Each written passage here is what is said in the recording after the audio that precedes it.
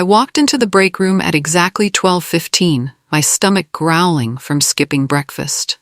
My homemade chicken salad sandwich sat in the fridge where I'd left it that morning, wrapped in foil with Cora written in black marker across the top. Except it wasn't there. Instead, I found my supervisor Francis sitting at the corner table, taking huge bites from what was clearly my sandwich. The foil wrapper sat crumpled beside his elbow, my name still visible in permanent ink. "That's mine," I said, pointing at the sandwich in his hands. Francis looked up, chewing slowly, then shrugged. "Come on, Cora, don't be so stingy. We're all team players here." He took another bite, maintaining eye contact like he was daring me to push back. The few other people in the break room went quiet, pretending to focus on their own lunches while clearly listening to every word. My face burned with embarrassment. "I wrote my name on it," I said quietly. "Relax," Francis said with his mouth full. "It's just a sandwich. I'll buy you lunch tomorrow or something." He never did. That night, lying in bed, I decided things were going to change. I just didn't know how much. The next morning, I made 2 turkey and cheese sandwiches. I wrapped them both in foil, wrote Cora in huge letters on both, and placed them side by side in the office fridge. By noon, one was gone. I walked into the break room and found Francis eating it at the same corner table, acting like nothing had happened. This time, I took out my phone and snapped a quick photo of him mid-bite, the foil wrapper clearly showing my name. "Really?" I asked. Francis looked annoyed. "What's the big deal? You made 2. Obviously one was for sharing." "I made 2 because you stole my lunch yesterday." He rolled his eyes. "Stole is a strong word. I borrowed some food from the team fridge. Maybe if you weren't so selfish, you'd understand we're supposed to support each other around here." The word selfish hit like a slap. 3 coworkers sat nearby, eating their own lunches in uncomfortable silence. Nobody said anything to defend me. I ate a granola bar at my desk and started planning my next move. If Francis wanted to play games, I'd give him a game to remember. That evening, I spent 20 minutes crafting the perfect email. Professional, polite, but clear about what was happening. "Hi, Francis. I've noticed my lunches have gone missing from the office fridge twice this week. I always label my food clearly with my name. If you've been taking them by mistake, could you please reimburse me? I'm out about $12 so far. Thanks, Cora." I read it 5 times before hitting send, making sure the tone was respectful but firm. Within 10 minutes, my phone buzzed with his response. "Seriously? You're going to make a federal case over some sandwiches? Stop being so cheap, and just bring extra food if you're worried about it. This is exactly the kind of petty drama we don't need on this team." My hands shook as I read his reply. He was turning this around, making me the problem for asking to be reimbursed for food he'd stolen. But instead of backing down, I forwarded his email to my personal account and saved screenshots of our conversation. Something told me I was going to need evidence of how this all started. The lunch thefts continued daily. Tuesday, my leftover pasta disappeared. Wednesday, my salad vanished. Thursday, my homemade soup was gone, container and all. Each time I sent Francis a polite email requesting reimbursement. Each time his responses got nastier. "You're being ridiculous. This is harassment. Find something better to worry about." By Friday, I was out $38 and eating vending machine snacks for lunch every day. But I had something valuable. A paper trail showing exactly how Francis responded to reasonable requests for basic respect. When I showed up Monday morning, there was a new policy memo on everyone's desk about maintaining professional communication and avoiding unnecessary conflicts over minor issues. Francis had CC'd the entire team, but the message was clearly meant for me. He thought he was shutting me down. Instead, he'd given me proof that he knew exactly what he was doing wrong. The memo went straight into my growing evidence folder. I was no longer just documenting lunch thefts. I was building a case. The retaliation started small. Francis began scheduling urgent meetings right at lunchtime, making it impossible for me to eat, even when I managed to keep my food safe. He dragged these sessions out for over an hour, discussing projects that could easily wait until afternoon. "Cora, your attention seems scattered lately," he said during one of these marathon lunch meetings. "Are you sure you're focused on what matters?" What mattered was the fact that I was starving, and he knew it. But I nodded and took notes like nothing was wrong, even as my stomach growled loud enough for everyone to hear. He started nitpicking my work too. Projects I'd completed successfully for months suddenly needed more detail, or better organization. He'd send them back with vague feedback that forced me to redo hours of work. "I'm seeing some quality issues," he mentioned casually during our weekly one-on-one. "Nothing major, but I want to make sure you're meeting our standards." The standards that had been fine for 2 years until I asked him to stop stealing my lunch. I nodded and agreed to do better, while privately documenting every interaction in a growing file on my personal laptop. Francis's favorite new trick was excluding me from meetings I needed to attend, then acting like I should have known about important decisions made in my absence. "We covered this in yesterday's planning session," he'd say when I asked for context about a project change. "I wasn't invited to that meeting." "Really? I could have sworn you were." "Well, you'll need to catch up on your own time." I'd check my calendar obsessively, screenshot every meeting invitation to prove which ones I received and which ones I didn't. The pattern was obvious. Any meeting where real decisions were made happened without me. Meanwhile, he'd invite me to pointless status update sessions that wasted hours and accomplished nothing. It was like he wanted to keep me busy with meaningless tasks while excluding me from work that actually mattered. My colleague Reese noticed. "That's weird," he said when I mentioned missing another important meeting. "Francis specifically said in the invite that all project leads should attend. You're the lead on that client." Reese forwarded me the original invitation. I was nowhere on the recipient list, despite Francis telling everyone I'd been included. More evidence for my file. 3 weeks into Francis's lunch theft campaign, I was eating a sad desk salad when my phone buzzed. A text from my college roommate Maya, who worked in HR at another company. "How's the new boss treating you?" I stared at the message, then typed back everything. The stolen lunches, the nasty emails, the meeting exclusions, the constant criticism. Maya read for 10 minutes before responding. "Holy crap, do you have documentation?" I sent her screenshots of Francis's emails, photos of him eating my food, records of missed meetings. Maya went quiet for a while before calling me directly. "Cora, this isn't just about sandwiches anymore. He's creating a hostile work environment and retaliating against you for complaining. Your company's HR department needs to see this immediately." "But what if they don't believe me?" "That's why documentation matters. You have emails, photos, meeting records. This isn't he said, she said anymore. You have proof." Maya walked me through exactly how to file a complaint, what information to include, and how to protect myself during the process. For the first time in weeks, I felt like I had a real plan. I spent the weekend organizing everything into a clear, chronological presentation. Screenshots of Francis's dismissive emails, photos of him eating my clearly labeled food, calendar invitations showing which meetings I was excluded from, records of his sudden criticism of work that had been acceptable before. The pattern was undeniable: professional retaliation for requesting basic workplace respect. Monday morning, I walked into HR with a printed folder containing everything. Sandra, the HR director, listened to my summary with increasing concern. "This is quite detailed," she said, flipping through my documentation. "How long has this been happening?" 3 weeks of lunch theft, but the retaliation started immediately after my first complaint. Sandra nodded, taking notes. "We'll need to investigate this thoroughly. I'll be setting up individual meetings with you, Francis, and relevant witnesses. In the meantime, please document any further incidents." She handed me a formal complaint form. "Fill this out completely.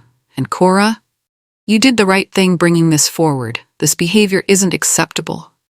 I walked back to my desk, feeling lighter than I had in weeks. Francis looked up as I passed, smiling his usual fake smile. He had no idea what was coming. Francis's behavior escalated the day after I filed my HR complaint. It was like he sensed danger and decided to go full attack mode before anyone could stop him. "Cora, I need to see you in my office," he said Tuesday morning, his voice carrying across the entire floor. Inside his office, Francis closed the door and leaned against his desk. "I'm hearing some concerning things about your attitude lately. Multiple people have mentioned that you seem distracted, unfocused, not really a team player." This was news to me. Who said that? I can't reveal sources, but it's become a pattern. I'm wondering if maybe this role isn't the right fit for you anymore. The threat was clear but carefully worded. Francis was smart enough not to directly mention my HR complaint, but the timing wasn't coincidental. He was trying to scare me into withdrawing my complaint, or better yet, quitting entirely. I think I've been doing good work, I said carefully. Have you though? Because from where I sit, it looks like you're more interested in causing drama than focusing on your responsibilities. I nodded and left his office, then immediately wrote down every word of our conversation while it was fresh in my memory. Another document for my growing file. Sandra from HR called Thursday afternoon. Can you come in for a follow-up meeting? I've spoken with Francis and a few of your colleagues. In her office, Sandra looked serious. Francis has filed a counter-complaint claiming you've been harassing him with frivolous accusations and creating a negative work environment. He says you've been making unreasonable demands and acting unprofessionally. My stomach dropped. This was exactly what Maya had warned me might happen. The accused turning things around to make the victim look like the problem. He also provided some emails where he claims you were being confrontational, Sandra continued. Can I see those? Sandra showed me Francis's evidence. My original polite requests for lunch reimbursement, presented completely without context. He deleted his dismissive responses and forwarded only my messages, making it look like I was demanding money for no reason.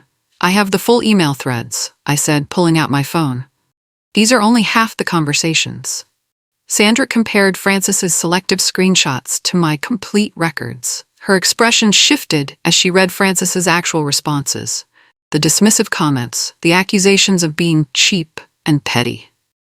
This changes things significantly, she said. I'll need copies of these complete threads for our file.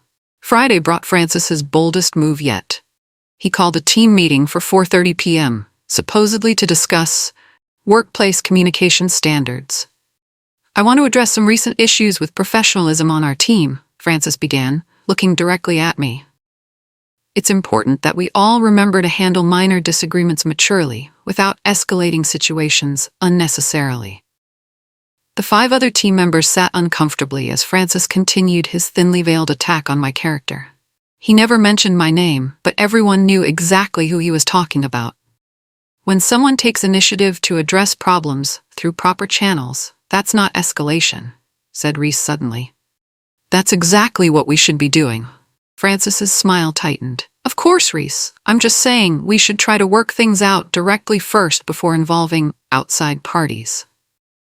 What if working things out directly doesn't work? Asked Callie, another teammate.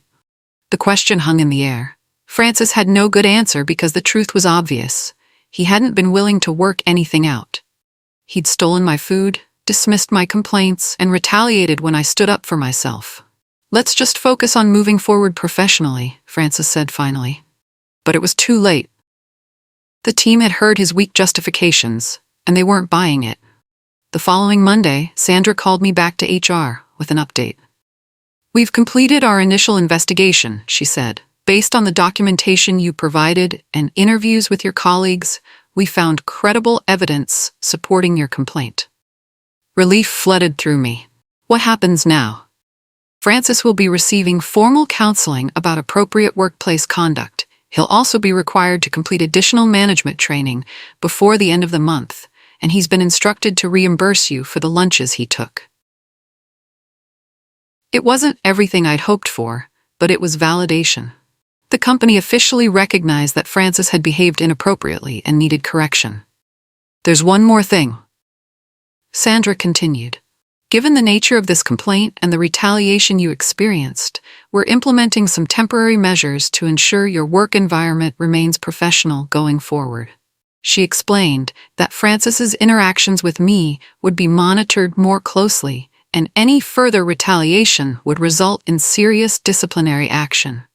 I was also being given a direct line to HR if any new issues arose. You handled this exactly right, Cora. Documentation made all the difference. For the first time in weeks, I felt like I could breathe normally again. Francis's attitude changed overnight. The sneering comments stopped. The lunchtime meetings disappeared. He even started saying good morning when he passed my desk, though his smile looked like it physically hurt. On Wednesday, he approached me with an envelope. "This covers the lunches," he said stiffly, handing me $40 cash. "I hope we can move past this whole situation." The money was $10 more than I'd calculated, like he was hoping the extra would buy my silence about everything else that had happened. I took it without comment and tucked it into my wallet. That afternoon, Francis sent a team email about new guidelines for office refrigerator use that included labeling requirements and respect for others' property. Everyone on the team knew exactly why these guidelines were suddenly necessary. Reese stopped by my desk later. "I'm glad you stood up to him," he said quietly. "He's been pulling similar crap with other people for months, but nobody wanted to make waves." "What do you mean?" "Favoritism, excluding people from meetings, taking credit for other people's work. You're not the first person he's targeted, just the first one who documented everything properly." I wondered how many other Francis situations were happening in offices everywhere, with people suffering in silence because they didn't know how to fight back effectively. Over the next few weeks, something interesting happened. Other team members started coming forward with their own Francis stories. Callie mentioned how he'd taken credit for her marketing campaign idea in a client presentation. Reese talked about being excluded from strategic planning meetings despite being the project lead. Even Quiet Bo from accounting shared how Francis had blamed him publicly for a budget error that wasn't his fault. None of them had filed complaints because they didn't think anyone would believe them or take it seriously. But seeing me successfully push back against Francis's behavior gave them hope that change was possible. "You showed us that documentation actually works," Callie said during lunch. "I started keeping records of everything after I saw how organized your complaint was." Reese nodded. "I've got screenshots of him taking credit for my work now. If he tries it again, I'm going straight to HR." I realized my complaint hadn't just solved my own problem, it had empowered my colleagues to stand up for themselves too. Francis's pattern of workplace bullying was finally getting exposed. The balance of power on our team was shifting, and Francis knew it. A month after my HR complaint, something unexpected happened. Sandra called me in for what she called a follow-up conversation. "How have things been with Francis since our intervention?" she asked. "Much better. He's been professional and respectful." "Good. There's something else I wanted to discuss with you. Francis's position is being restructured. The company is looking at different ways to organize this department." I wasn't sure what she meant, but her tone suggested bigger changes were coming. "Your handling of the situation impressed upper management," Sandra continued. "The way you documented everything, stayed professional throughout the process, and used proper channels to address the problem. That kind of leadership potential doesn't go unnoticed." She paused, studying my reaction. "How would you feel about taking on additional responsibilities? Possibly moving into a team lead role?" My heart started racing. "Are you offering me Francis's job?" "I'm saying the company values employees who can handle difficult situations with integrity and professionalism. We'd like to have a conversation about your career development here." I walked out of that meeting in a daze. 3 months ago, Francis was stealing my lunches and calling me stingy. Now I was being considered for his position. The promotion conversation moved quickly. Within a week, I was sitting across from Francis's boss, discussing my vision for leading the team. "Your colleagues speak very highly of your collaborative approach," she said. "They appreciate how you fostered open communication and mutual respect." It was surreal. Francis's bullying had backfired completely. Instead of driving me out of the company, it had showcased my problem-solving skills and resilience. His attempts to undermine me had actually demonstrated my leadership potential. "Francis will be transitioning to a different role in the organization," she explained. "Something more suited to his particular skill set, with less direct management responsibility." Translation: Francis was being demoted, moved sideways to a position where he couldn't terrorize other employees. "We'd like to offer you the team lead position, with a 15% salary increase and additional professional development opportunities." I accepted on the spot. That evening, I called Maya to share the news. "This is perfect," she said. "You turned a harassment situation into a career advancement. Francis basically promoted you by being such a terrible manager." She was right.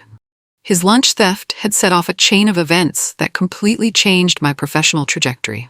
My first week as team lead was like entering a different universe. Suddenly, I was the one setting meeting agendas, making project decisions, and representing our team in leadership discussions. The first thing I did was establish clear communication protocols. No more surprise meetings. No more excluding people from relevant discussions. No more taking credit for other people's work. "Everyone's input matters on this team," I told the group during our first official meeting. "If you have concerns about anything, workload, resources, communication, bring them directly to me. We'll address issues professionally and promptly." Reese smiled. "This is already a huge improvement." Callie nodded. "It's nice to have a manager who actually manages, instead of just whatever Francis was doing." Bo, who'd barely spoken during team meetings when Francis ran things, started contributing ideas regularly. Without Francis's intimidation tactics suppressing discussion, the team's creativity and productivity soared. Within a month, we'd completed 2 projects ahead of schedule and earned praise from clients who noticed our improved collaboration. It turned out the team had always been talented. They just needed leadership that supported them instead of undermining them. Francis's new role kept him on a different floor, so our paths rarely crossed. When they did, he was polite but distant. The swagger and aggressive confidence that had defined his management style were completely gone. I heard through office gossip that he was struggling in his new position.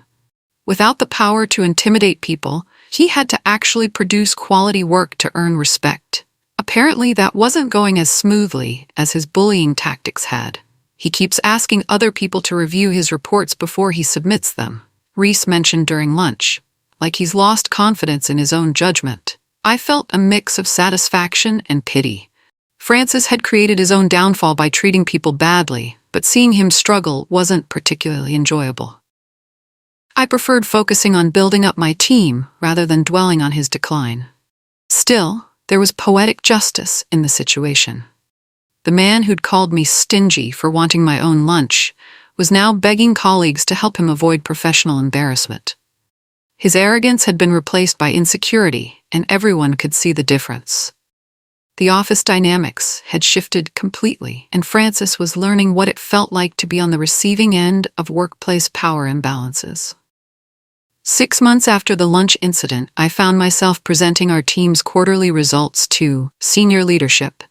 Our productivity was up 30%, client satisfaction had reached all-time highs, and employee retention was perfect. Nobody had left the team since I took over. "These are impressive numbers," said the VP. "What do you attribute this turnaround to?" "Clear communication, mutual respect, and making sure everyone feels valued," I answered. "When team members trust that their contributions matter and their concerns will be addressed professionally, they do their best work." The VP nodded approvingly. "That's exactly the kind of leadership approach we want to see more of across the organization." After the meeting, Sandra stopped me in the hallway. "You've exceeded every expectation we had when we promoted you," she said. "The way you've transformed that team dynamic is remarkable." I thanked her, but privately I knew the transformation had started the day Francis stole my first sandwich. His disrespect had forced me to develop skills I didn't know I had: documentation, persistence, professional communication under pressure. His worst behavior had brought out my best qualities. Sometimes the biggest career breakthroughs come from the most unexpected challenges. A year later, I was eating lunch at my desk when I noticed Francis walk past toward the break room. Out of curiosity, I followed a few minutes later to grab some water. He was standing in front of the refrigerator, looking at someone else's labeled sandwich. For a moment, I wondered if old habits might resurface. Instead, Francis closed the fridge door and walked over to the vending machine. He bought a bag of chips and a soda, then sat down alone at the corner table where he used to eat my stolen lunches. When he saw me getting water, he nodded politely. "Hi, Cora. How are things going?" "Really well, thanks. How about you?"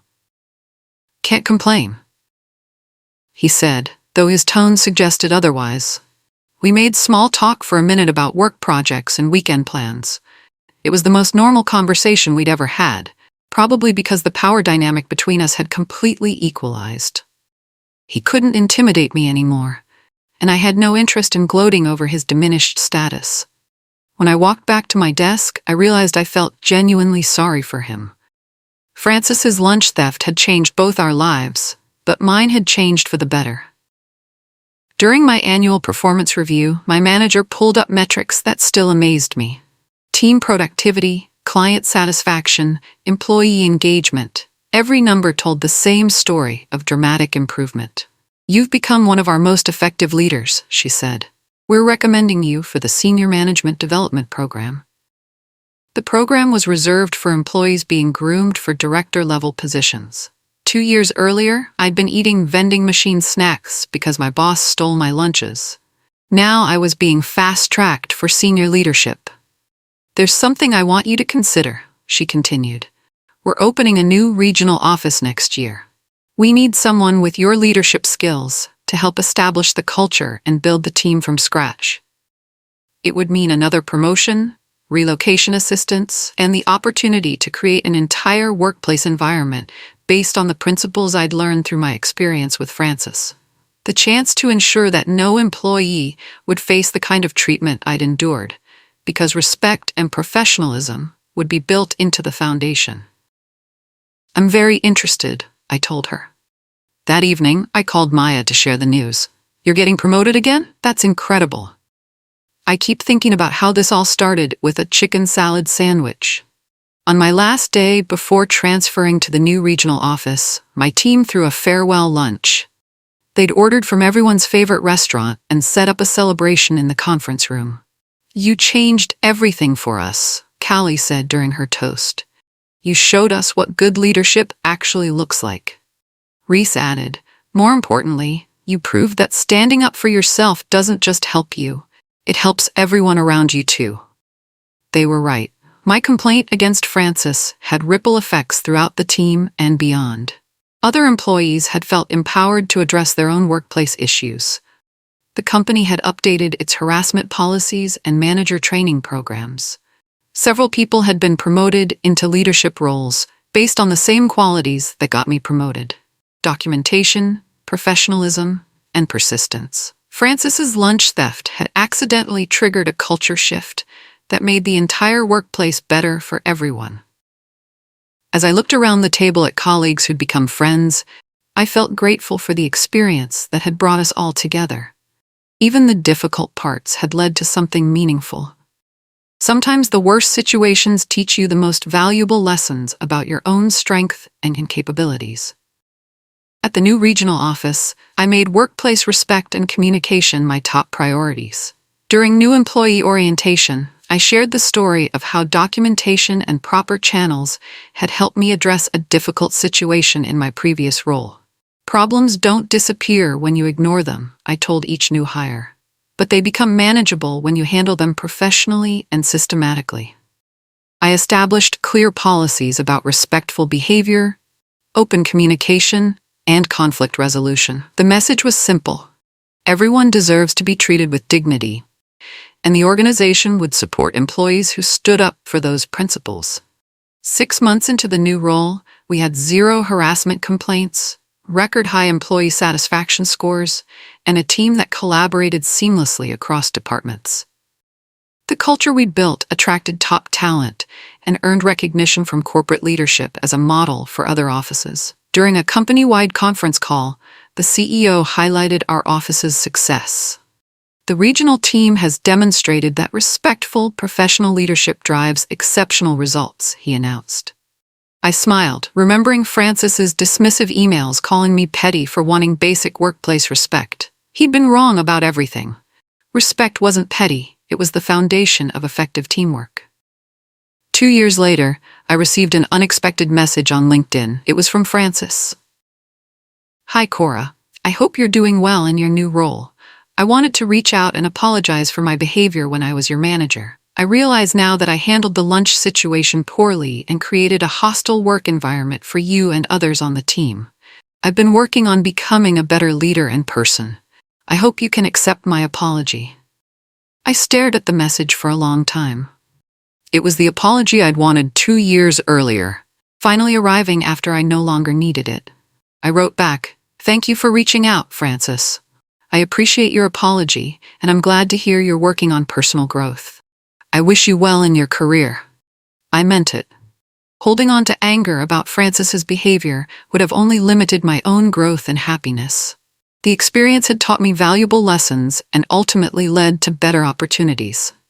In a strange way, I owed him gratitude for forcing me to discover strengths I didn't know I possessed.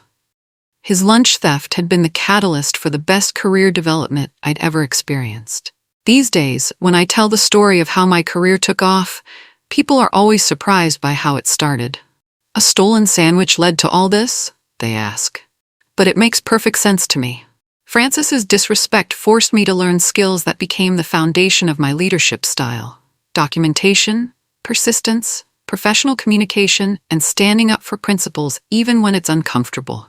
The lunch theft wasn't really about food. It was about power, respect, and workplace dynamics. Francis thought he could intimidate me into accepting poor treatment.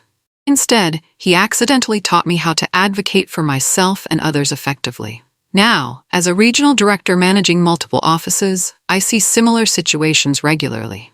Employees facing harassment, discrimination, or bullying from supervisors who abuse their authority. I always tell them the same thing: document everything. Use proper channels and don't back down from defending your right to be treated respectfully. Most importantly, I remind them that standing up for yourself often helps other people too. Your complaint might be the catalyst that fixes problems for colleagues who didn't know how to speak up. Sometimes, the smallest act of self-respect can change everything, for you and for everyone around you. All because someone decided to steal a sandwich and learned that some people won't stay quiet when they're treated badly. The lunch is long forgotten, but the lesson remains: never underestimate the power of refusing to be diminished.